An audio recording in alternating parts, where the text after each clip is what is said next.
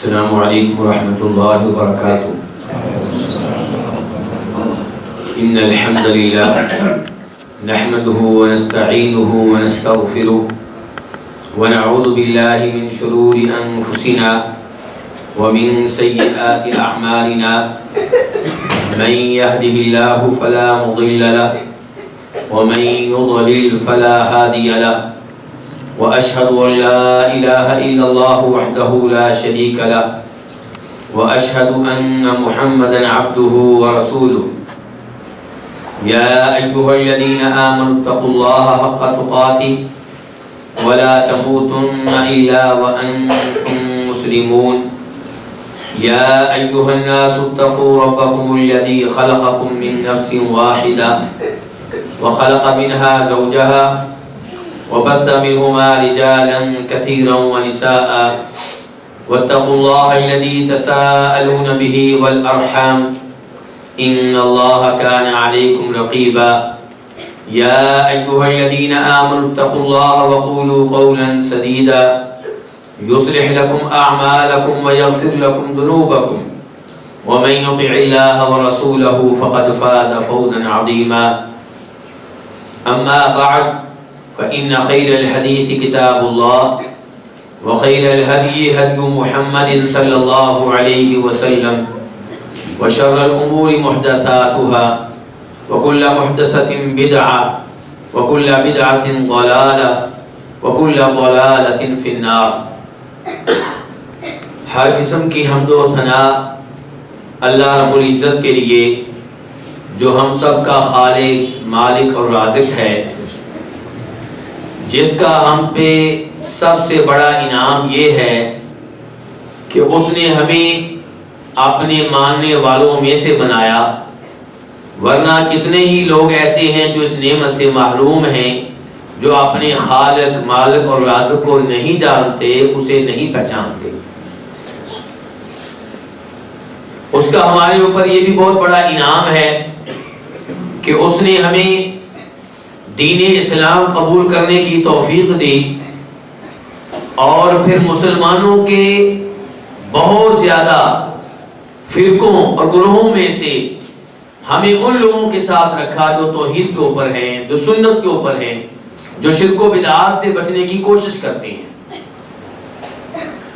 کثرت سے درود و سلام ہو امام الانبیاء جناب محمد رسول اللہ صلی اللہ علیہ وسلم کی ذات اقدس پہ۔ اللہ رب العزت قرآن حکیم میں ارشاد فرماتے ہیں وَلِلَّهِ الْعِزَّةُ وَلِرَسُولِهِ وَلِلْمُؤْمِنِينَ۔ عزت کا مالک کون ہے؟ اللہ رب العزت۔ عزت کا مالک اللہ۔ عزت کن کو دیتا ہے؟ مومنوں کو دیتا ہے۔ عزت کا مالک ہی اللہ۔ عزت کس کو دیتا ہے؟ اپنے رسول کو دیتا ہے۔ اس ایسے یہ پتا چلا اگر کوئی چاہتا ہے کہ اسے عزت ملے، اسے مقام و مرتبہ ملے، اسے شان و شوکت ملے، تو اس کے لیے اسے اپنے رب کے ساتھ جڑنا ہوگا، اپنے رب کے ساتھ تعلق کو مضبوط بنانا ہوگا، ان امور کو اختیار کرنا ہوگا جن میں اللہ رب العزت کی رضا ہے، جن کو اللہ رب العزت پسند کرتا ہے، جن اعمال سے اللہ رب العزت محبت کرتا ہے، اور ایسے اعمال سے، ایسے گناہوں سے دور رہنا ہوگا جن اعمال کی انجام دہی سے رب العالمین ناراض ہو جایا کرتا ہے۔ بہت سے لوگ عزت کی تلاش میں لگے ہوئے ہیں، عزت پانے کے لیے، مقام و مرتبہ پانے کے لیے، کوئی بڑا عہدہ حاصل کرنے کے لیے صبح و شام ایک کیے ہوئے ہیں، اور اپنی اولاد کو بھی محنت کروا رہے ہیں، صبح صبح گھر سے نکالتے ہیں، 2 بجے 3 بجے بچے واپس آتے ہیں، پوچھا جائے کس کام کے لیے گئے تو آخری جواب یہی ہوگا کہ عزت کی تلاش میں نکلے ہوئے ہیں۔ چاہتا ہوں بچے پڑھ جائیں، کوئی اچھا عہدہ مل جائے، کوئی اچھا مقام مل جائے، کوئی اچھی جاب مل جائے، کوئی اچھی نوکری مل جائے۔ 3 سال کا بچہ اسے گھر سے نکالا جاتا ہے، اور پھر ہم اسے گھر میں ٹکنے نہیں دیتے، ایک کے بعد پڑھائی کا دوسرا مرحلہ، تیسرا مرحلہ، چوتھا مرحلہ، مرحلے کے اوپر مرحلہ، اور یہ 15 سال کی پڑھائی، 16 سال کی پڑھائی، 17 سال کی پڑھائی کس لیے ہے؟ کوئی جاب مل جائے، کوئی معاشرے میں اچھا مقام مل جائے، اس کی وجہ سے کوئی اچھے رزق کا بندوبست ہو جائے، کوئی اچھا گھر بنانے کا موقع مل جائے، اس کی وجہ سے کوئی اچھا رشتہ ہو جائے گا۔ تو عزت کی تلاش میں ہم لوگ محنت کر رہے ہیں۔ مسئلہ یہ ہے کہ عزت والا کون ہے اور اللہ تعالیٰ عزت کس کو دیتے ہیں، عزت کہتے کس کو ہے، یہ دیکھنا ہوگا۔ عزت پانے والے کیا وہ کفار ہیں جو دنیاوی لحاظ سے ہم سے بہت آگے ہیں، یا عزت پانے والا وہ مسلمان ہے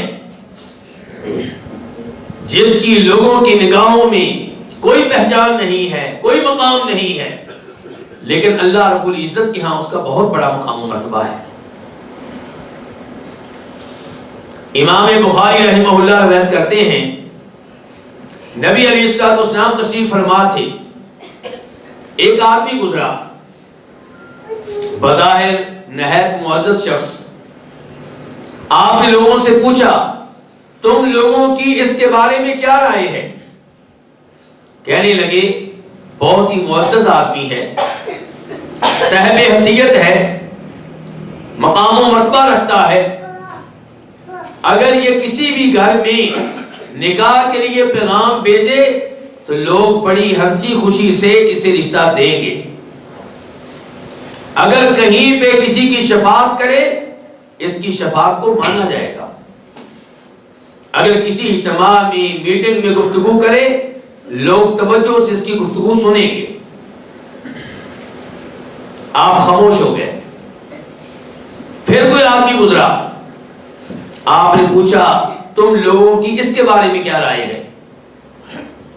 اب جو شخص گزرا ہے اس کے بال پراگندہ ہے، لباس معمولی سا ہے، بظاہر اس کی کوئی شخصیت نہیں ہے، دیکھنے میں کوئی صاحب حیثیت نہیں لگتا۔ صحابہ کرام سے جب پوچھا کہ تمہاری اس کے بارے میں کیا رائے ہے، کہنے لگے اللہ کے رسول علیہ الصلوۃ والسلام یہ کسی بھی گھر رشتے کے لیے پیغام بھیجے جواب نہ نہیں آئے گا، کہیں پہ شفاعت کرے اس کی شفاعت کو ریجیکٹ کر دیا جائے گا، گفتگو کے لیے کھڑا ہوگا کوئی اس کی گفتگو سننے کے لیے تیار نہیں ہوگا۔ یہاں پہ دیکھیں عزت کا معیار، معاشرہ کس نگاہ سے آپ کو دیکھتا ہے، لیکن اللہ تعالیٰ کے ہاں کیا مقام ہے؟ فرمایا نبی کریم صلی اللہ علیہ وسلم نے یہ آدمی جو بعد میں گزرا ہے یہ ایک ہو اور پہلے جیسے لوگ اتنے زیادہ ہوں کہ ان سے زمین بھر جائے، یہ بعد میں گزرنے والا ان تمام لوگوں سے بہتر ہے۔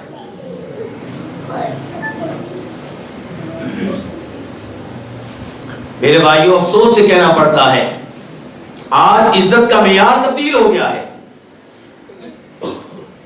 وہ لوگ جو گناہوں میں آگے ہیں، جو فسق و فجور میں بہت آگے ہیں، جن کا اللہ کے ہاں کوئی مقام و مرتبہ نہیں ہے، ہمارے بچوں کی نگاہوں میں وہ ہیرو ہیں، ان کے آئیڈیل ہیں، ان جیسا بننے کی ہمارے بچے کوشش کرتے ہیں۔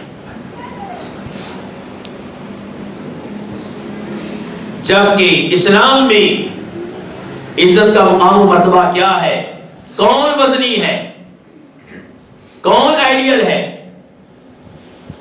دو حدیثیں آپ کے سامنے رکھنا چاہوں گا۔ فرماتے ہیں نبی کریم صلی اللہ علیہ وسلم روز قیامت ایک آدمی آئے گا جو لوگوں کی نگاہوں میں بہت بڑے مقام و مرتبہ کا حامل ہوگا، بظاہر شخصیت بھی بڑی عمدہ ہوگی، موٹا تازہ ہوگا، لیکن اللہ رب العزت کے ہاں اس کا وزن مچھر کے پر کے برابر بھی نہیں ہوگا۔ دنیا میں اگر ووٹ ڈالے جائیں تو شاید پورا ملک اسے ووٹ ڈال دے، اور لوگ اسے دنیا میں پڑھتے ہیں، اس کے بارے میں ویڈیو دیکھتے ہیں، اس کی زندگی کے بارے میں جاننا چاہتے ہیں، اس سے انٹرویو کرنا چاہتے ہیں کہ تو کامیاب انسان کیسے بنا. اور کہنے والے کہتے ہیں کہ جناب اگر اس سے ہمیں 5 منٹ مل جائیں تو بہت بڑی بات ہے. وہ لڑکی پاکستان کی جو فوت ہوئی تھی چھوٹی سی عمر میں، عرفہ کریم،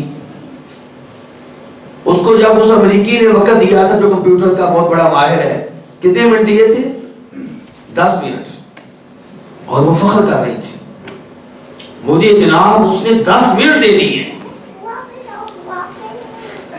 یہ ایمان سے محروم لوگ جن کے ساتھ ملاقات کو آپ اعزاز سمجھتے ہیں، اللہ رب العزت کے ہاں ان کا وزن مچھر کے پر کے برابر ہے. دوسری جانب تصویر کا دوسرا رخ، جناب عبداللہ بن مسعود رضی اللہ تعالیٰ عنہ، مسند احمد کی حدیث ہے، ایک بار مسواک بنانے کے لیے پیلو کے درخت پہ چڑھے ہیں، ہوا چل پڑی، ٹہنیاں حرکت کرنے لگی. عبداللہ بن مسعود یوں لگتا تھا کہ جیسے ابھی گر پڑیں گے، پنڈلی ننگی ہو گئی. صحابہ کرام دیکھ کر مسکرانے لگے. فرمایا نبی کریم صلی اللہ علیہ وسلم نے کیوں مسکرا رہے ہو، کس لیے ہنس رہے ہو؟ کہا اللہ کے رسول آپ دیکھتے نہیں عبداللہ بن مسعود کی پنڈلی کی طرف کتنی باریک سی ہے. آپ علیہ الصلوۃ والسلام نے اس موقع پہ فرمایا عبداللہ بن مسعود کی یہ پنڈلی جس کو دیکھ کر تم مسکرا رہے ہو، روز قیامت احد پہاڑ سے زیادہ وزنی ہوگی. یہ وزن کس چیز کا ہے؟ گوشت کا، ہڈی کا. یہ ایمان کا وزن ہے، یہ عبادت کا وزن ہے، یہ اذکار کا وزن ہے، یہ اللہ رب العزت کے قریب ہونے کے لیے جو محنتیں کی جاتی ہیں ان کا وزن ہے. اللہ رب العزت کے ہاں معیار کچھ اور ہے، ہماری نگاہوں میں معیار کچھ اور ہے. ان اکرمکم عند اللہ اتقاکم، اللہ رب العزت فرماتے ہیں اللہ تعالیٰ کے ہاں عزت والا وہ ہے جو سب سے زیادہ متقی، پرہیزگار، گناہوں سے دور رہنے والا، اپنے دل میں اللہ کا خوف رکھنے والا ہے. اللہ تعالیٰ کی نگاہوں میں عزت والا وہ حافظ قرآن ہے. خیرکم من تعلم القرآن وعلمہ، جو قرآن سیکھتا ہے اور سکھاتا ہے، جو قرآن کا ترجمہ سیکھتا ہے اور سکھاتا ہے، جو قرآن کی تفسیر سیکھتا ہے اور سکھاتا ہے، جو اللہ کے کلام کے ساتھ جڑ گیا اللہ نے اس کو بھی عزت دے دی. اسی لیے روز قیامت کیا کہا جائے گا؟ اقرا ورتقی ورتل کما کنت ترتل فی الدنیا فإن منزلتك عند آخر آیت تقرأها. قرآن پڑھتا جا، چڑھتا جا، اور ایسے قرآن کریم ٹھہر ٹھہر کر پڑھ، پیار سے پڑھ، محبت سے پڑھ جیسے تو دنیا میں پڑھا کرتا تھا. جہاں تیرے قرآن کا اختتام ہوگا وہیں پہ جنت میں تیرا مقام ہوگا. جی ہاں میرے بھائیوں، اس موقع پہ یہ نہیں کہا جائے گا کہ جو انگلش کی پوئمز آپ نے یاد کی تھی وہ پڑھتے چلے جاؤ اور چڑھتے چلے جاؤ. یہ نہیں کہا جائے گا میتھ کے جو فارمولے یاد کیے تھے پڑھتے جاؤ اور چڑھتے جاؤ. یہ چیزیں یہیں پہ رہ جائیں گی. انہیں سیکھنا کوئی جرم نہیں ہے، کوئی گناہ نہیں ہے، لیکن اتنی اہمیت ہے جتنی اہمیت بنتی ہے. قرآن کی اہمیت زیادہ ہے، دین کی اہمیت زیادہ ہے، احادیث کی اہمیت زیادہ ہے، انہیں اہمیت زیادہ دی جائے. لیکن یہاں پہ قرآن کو اہمیت دینے والا آپ کو نہیں ملے گا، احادیث کو اہمیت دینے والے نہیں ملیں گے. جن دنوں سکول کے امتحانات ہوں، کالج کے امتحانات ہوں، ان دنوں قاری صاحب کی چھٹی، آپ گھر پڑھانے نہیں آئیں گے، بچوں کے امتحان ہیں. لیکن کیا کبھی ایسا بھی ہوا قرآن کی وجہ سے سکول کی چھٹی کی گئی ہو، قرآن کی وجہ سے کالج کی چھٹی کی گئی ہو؟ اب تو صورتحال یہ ہے کہ لوگ رمضان کے مہینے میں روزے نہیں رکھتے، کس لیے؟ کمانا ہے۔ بچوں کو 17 سال کے بچے کو روزے نہیں رکھوائے جاتے، کیوں؟ کالج میں جانا ہے۔ اتنی اہمیت اسکول کی، اتنی اہمیت کالج کی، اس کے اوپر اعتراض ہے، ورنہ دنیاوی تعلیم لینے پہ کوئی اعتراض نہیں ہے، لیکن اتنی زیادہ اہمیت اس کی وجہ سے روزوں کو نظر انداز کر دیا جائے، نمازوں کو نظر انداز کر دیا جائے، تلاوت کو نظر انداز کر دیا جائے، ایسی تعلیم کے اوپر اعتراض ہے، ایسی جاب کے اوپر اعتراض ہے، ایسی ملازمت کے اوپر اعتراض ہے۔ یہاں سے پتہ چلتا ہے کہ آپ نے کس چیز کو کتنی اہمیت دی ہے۔ جناب عمر فاروق رضی اللہ تعالی عنہ اپنے زمانے خلافت میں مکہ جا رہے ہیں۔ مکہ سے پہلے ایک وادی آتی ہے، وادی عثمان، وہاں پہ ٹھہرے، وہاں پہ رکے۔ مکہ کے گورنر کو پتہ چلا، مکہ کے گورنر کا نام تھا نافع بن عبد الحارث۔ کیا نام لیا جی میں نے؟ نافع بن عبد الحارث۔ وہ امیر المؤمنین سے، خلیفہ وقت سے ملنے کے لیے عثمان میں آئے۔ امیر المؤمنین نے کہا مجھ سے ملنے کے لیے یہاں پہ آئے ہو، مکہ کو چھوڑ آئے ہو، مکہ میں اپنا نائب کس کو مقرر کر کے آئے ہو؟ کہا امیر المؤمنین ابن ابزہ کو۔ کہا ابن ابزہ یہ کون ہے؟ عمر فاروق کا بچپنا کہاں پہ گزرا ہے؟ کیوں جی؟ مکہ میں۔ جوانی کہاں گزری ہے؟ مکہ میں۔ ہجرت کیے ہوئے کو 20 سال ہوئے ہیں، کچھ زیادہ سال تو نہیں ہوئے۔ تو کہا بھی یہ کون ہے جس کو میں نہیں جانتا؟ کہا امیر المومنین ہوا مولا من موالینا، یہ ہمارے آزاد کردہ غلاموں میں سے ایک آزاد کردہ غلام ہے۔ کہا غلام کو مکہ کے ہاشمیوں پہ، مکہ کے قریشیوں پہ اپنا نائب مقرر کر کے آئے ہو، کس لیے؟ تمہیں کوئی ہاشمی نہیں ملا، کوئی قریشی نہیں ملا؟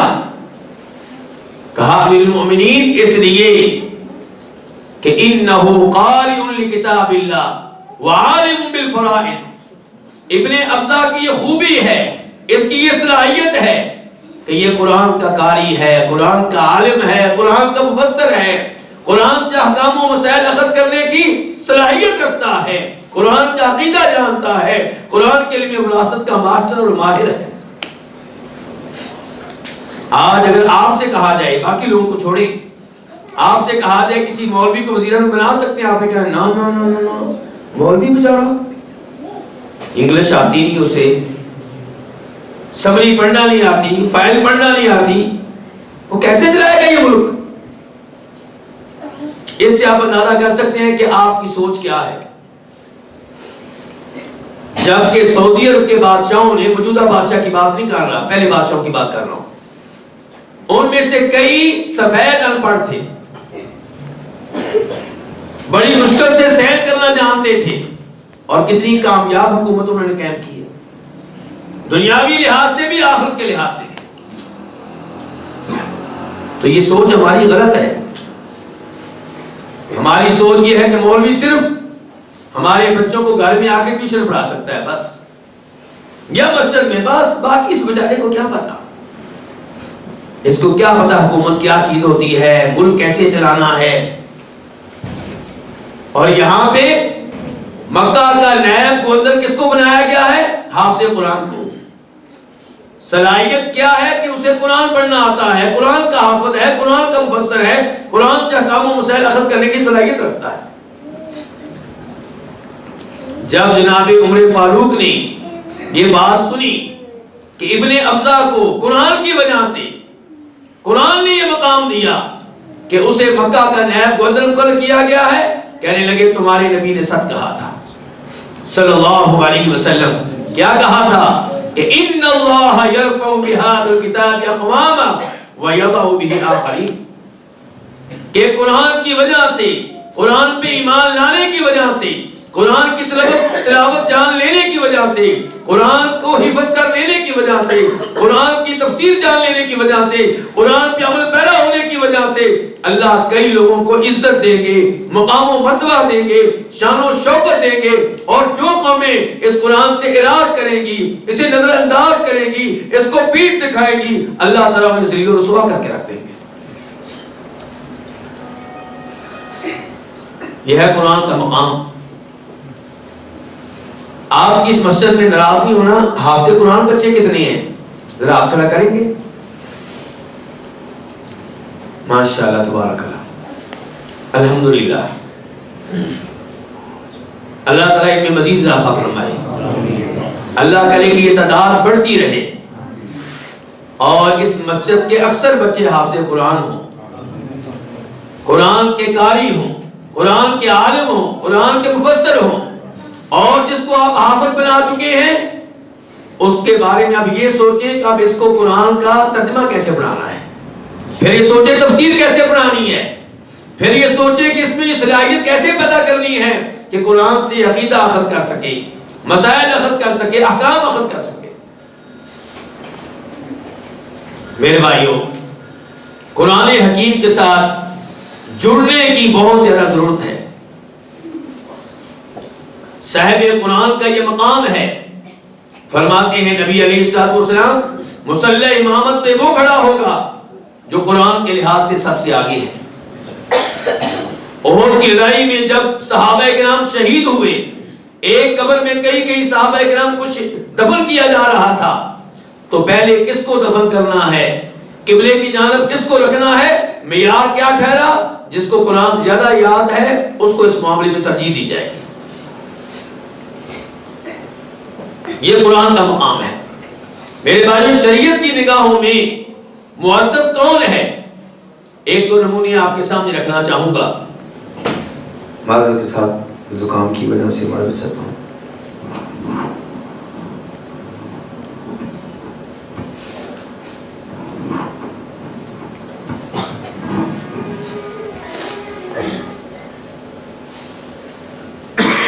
امام بخاری رحمہ اللہ روایت کرتے ہیں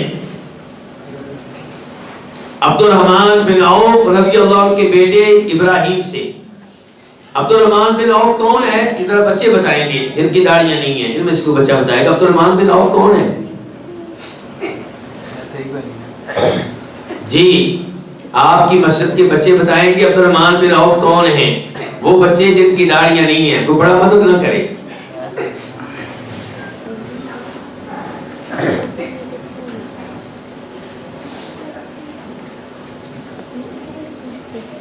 جی بیٹا، عبد الرحمن بن عوف کو نہیں جانتے؟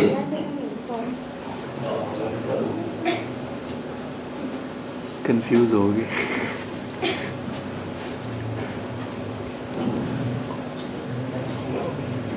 بچوں سے سوال پوچھ کر بڑوں کو پریشان کرنا چاہتا ہوں۔ سوچیں کہ ہمارے بچے کہاں جا رہے ہیں، کون سا علم لے رہے ہیں کہ ان کو عبد الرحمن بن عوف کا نہیں پتا تو کس کا پتا ہے ان کو؟ کیا ایک معمولی صحابی ہیں؟ ان 10 صحابہ کرام میں سے ایک ہیں جن کو دنیا میں جنت کی خوشخبری ملی ہے، عشرہ مبشرہ۔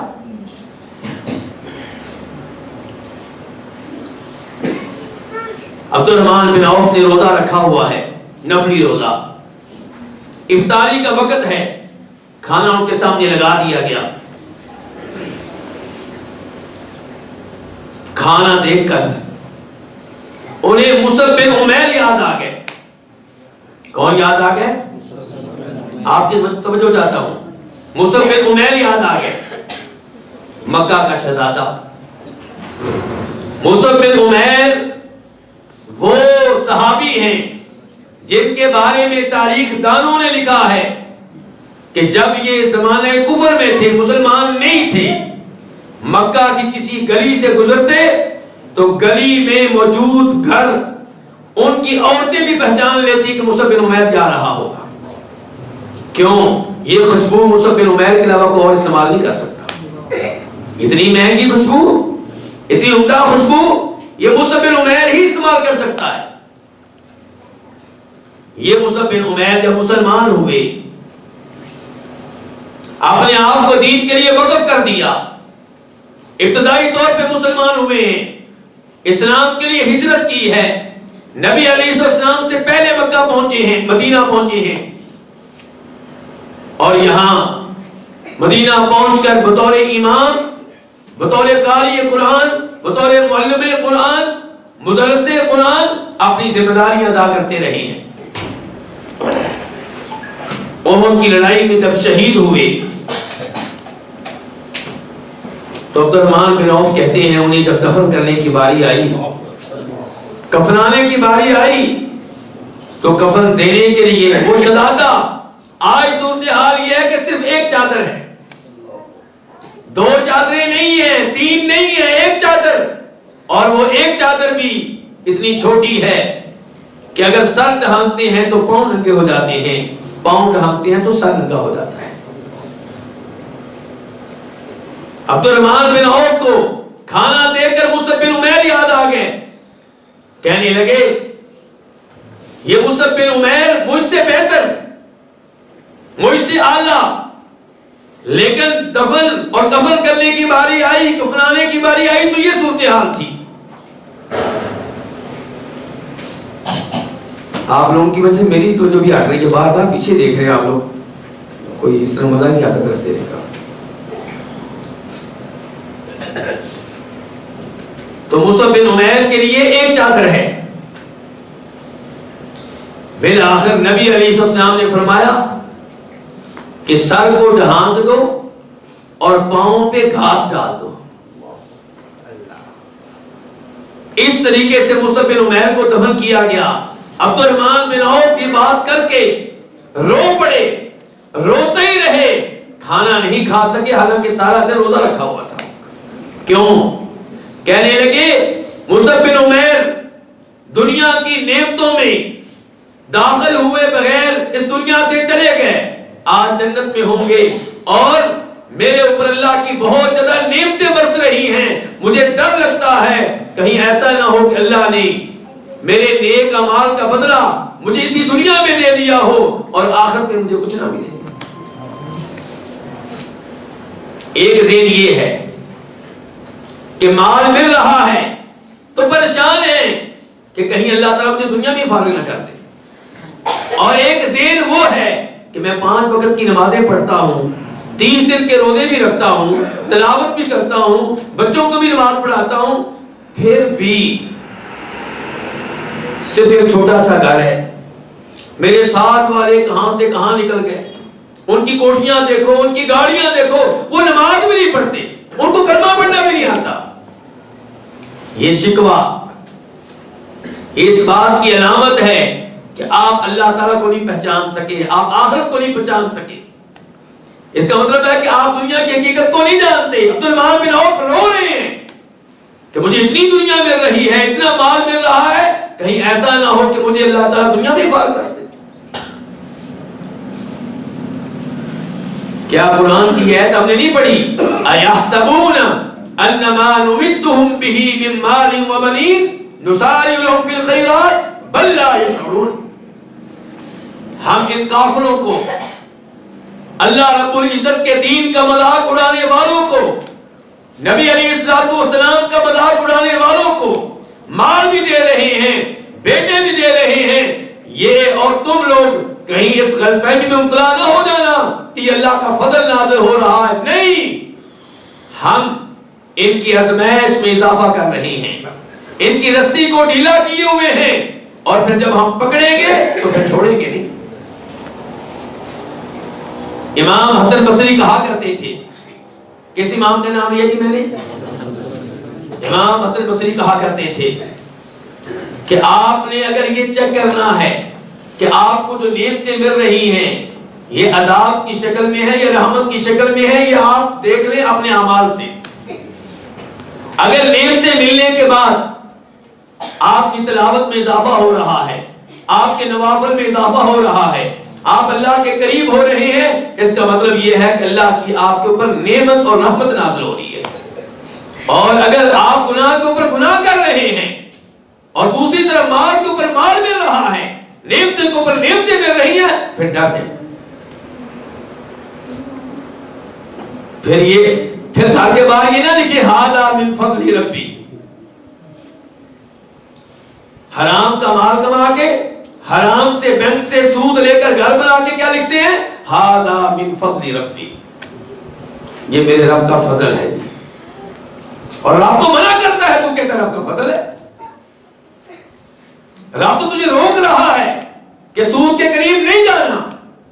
رب تو کہہ رہا ہے بعد آ جاؤ. رب تو کہہ رہا ہے اولئک اصحاب النار، سود لینے والے جہنم میں جائیں گے، ہم فیہا خالدون، جہنم میں ہمیشہ ہمیشہ رہیں گے. اور تو کہتا ہے ھذا من فضل ربی. تو خوش ہو رہا ہے کہ میرے ایک بیٹے کو بھی بینک میں ملازمت مل گئی، میرے دوسرے بیٹے کو بھی مل گئی، میری بیٹی بھی ملازمت پانے والی ہے. تو کہاں پھر رہا ہے؟ تیرے ہاں عزت کا معیار کیا ہے؟ آپ کیا سمجھتے ہیں مصعب بن عمیر صاحب عزت نہیں تھے؟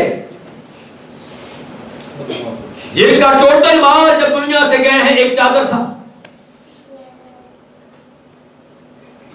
عزت کا معیار یہ کوٹھیاں نہیں ہیں، یہ گاڑیاں نہیں ہیں. عزت کا معیار یہ ہے کہ اللہ آپ کے اوپر راضی ہے یا نہیں. اللہ تعالیٰ کے ساتھ آپ کا کیا تعلق ہے.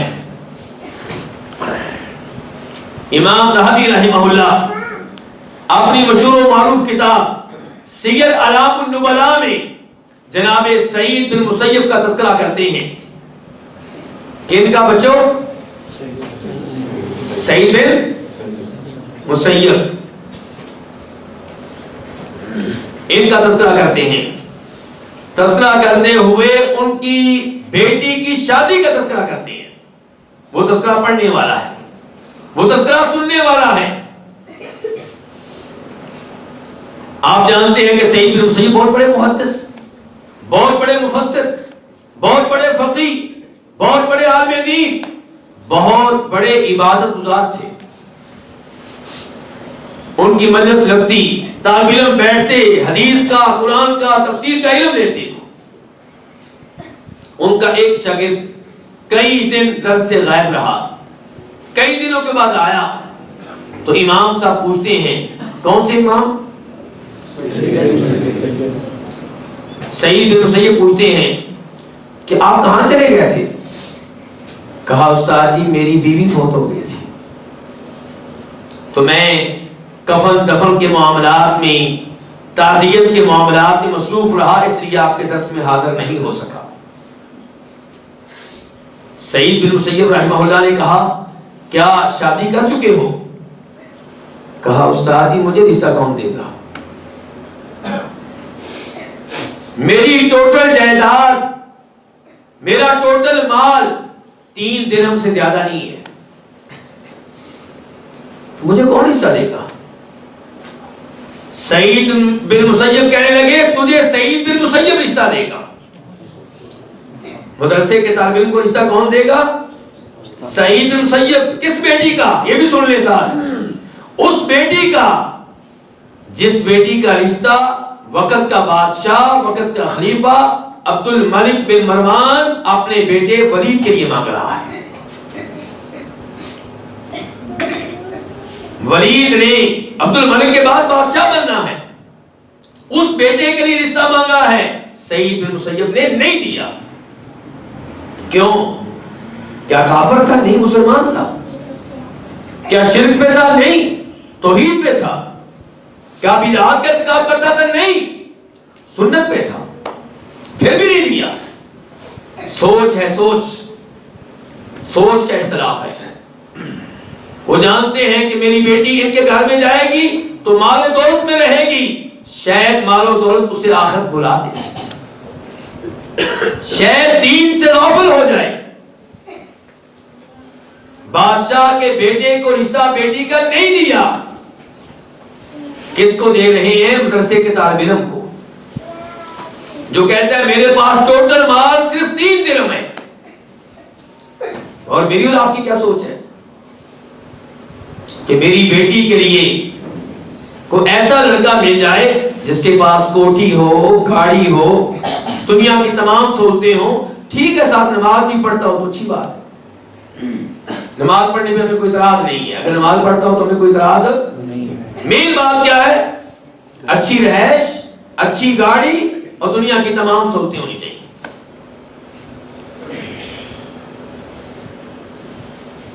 قبر پرست ہو کوئی مسئلہ نہیں, صحابہ کرام سے دشمنی رکھتا ہو کوئی مسئلہ نہیں. اور یہاں پہ معیار کیا ہے کہ اس کے پاس دین ہونا چاہیے, دین کا طالب علم ہو, قرآن سیکھتا ہو, حدیث سیکھتا ہو, نمازوں میں حاضر ہوتا ہو.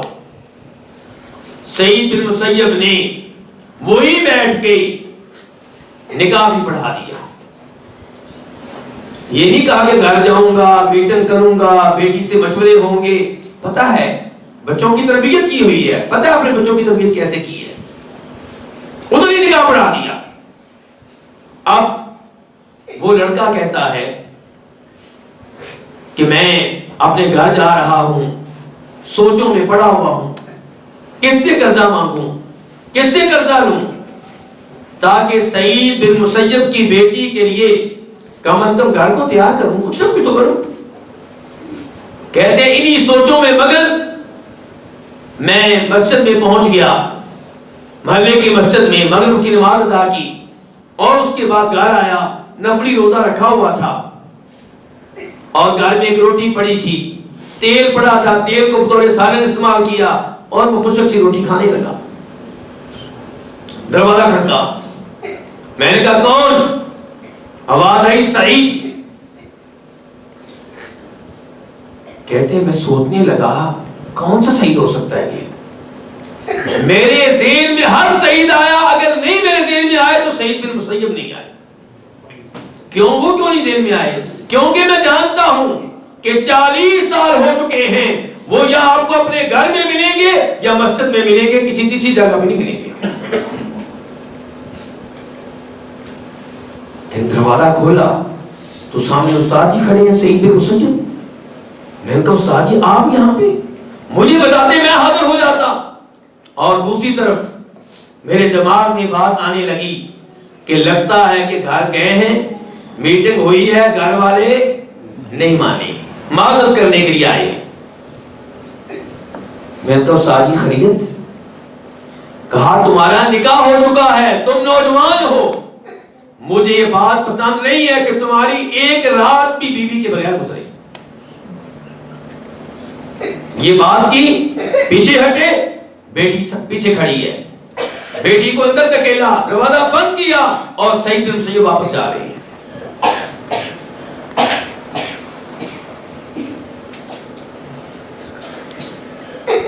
لڑکا پہلے سے بھی زیادہ پریشان, پڑوسیوں سے مدد لی کہ میرے ساتھ یہ ہوا ہے, میرا آج ہی نکاح ہو چکا ہے اور بیوی بھی گھر میں آ گئی ہے. یہ اطلاع ان کی والدہ کو بھی پہنچ گئی. والدہ آ گئی, کہا 3 دن کے لیے یہ بچی میرے حوالے کر دو, میں اسے اپنے گھر میں لے جاؤں گی, اس کو سنبھالوں گی اور 3 دن کے بعد تمہارے گھر میں چھوڑ دوں گی. امی جان لے گئے. 3 دن کے بعد بچی کو میرے حوالے کیا گیا. کہتے ہیں کہ میرا رد عمل یہ تھا, میرا تبصرہ یہ تھا کہ مدینہ میں اس سے زیادہ خوبصورت لڑکی کوئی نہیں ہے, اور قرآن کی حافظ اور قرآن کی عالمہ اس سے بڑھ کر کوئی نہیں ہے, اور نبی علیہ السلام کی حدیث کو حفظ کرنے کے لحاظ سے, یاد کرنے کے لحاظ سے اس سے آگے کوئی نہیں ہے, اور خاوند کے حقوق کیا ہیں ان کے بارے میں علم رکھنے والی اس سے بڑھ کے کوئی نہیں ہے. اتنی باصلاحیت بیٹی کس کو دی ہے؟ ہماری بچی زیادہ ذہین ہو تو یہ اب قرآن نہیں سیکھ سکتی. کیوں؟ کہ بہت ذہین ہے. اب کیا ہوگا جی, اب اس کو ڈاکٹر بنانا ہے, اب اس کو انجینئر بنانا ہے, کیونکہ ذہین زیادہ ہے. یعنی کہ کند ذہن قرآن کے لیے, زیادہ ذہین بچے کس کے لیے؟ وہ انگریزوں کے لیے.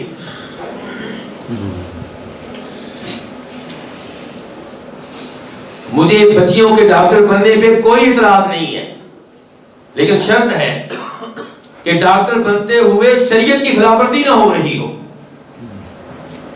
اور اگر آپ کی بیٹی کو ڈاکٹر بننے کے لیے محرم کے بغیر سفر کر کے کراچی جانا پڑے، لاہور جانا پڑے، ماسکو جانا پڑے، لندن جانا پڑے، تو کسی بھی عورت کو کوئی بھی سفر محرم کے بغیر کرنے کی اجازت نہیں ہے۔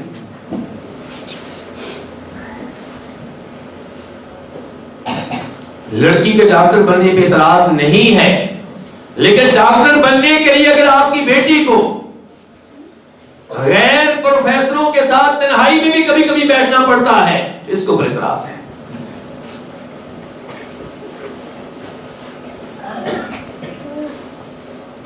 میرے بھائی، اللہ کے لیے دین کو وہ اہمیت دیں جو دین کی اہمیت بنتی ہے۔